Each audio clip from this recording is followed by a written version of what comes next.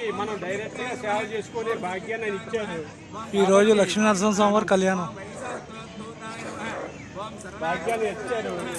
కాబట్టి మనం ఆయన సేవ చేసుకుని మన యొక్క కష్టాల నుండి అన్నింటి కూడా బయటపడడానికి ఆయన అవకాశం ఇచ్చారు. కాబట్టి మనం విశ్వాసంలో సేవ చేయగలిగితే ప్రతి కష్టం నుండి కూడా బయటపడగలుగుతాం.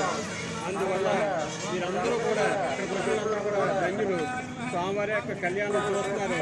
మన జీవితంలో అందరికీ వెలుగు రావాలని, అందరూ సంతోషంగా ఉండాలని, అందరూ ఆనంద సుఖ సంతోషాలతో ఉండాలని ఆ స్వామివారి భాషలుగా స్వామివారు చెప్పడం జరుగుతుంది.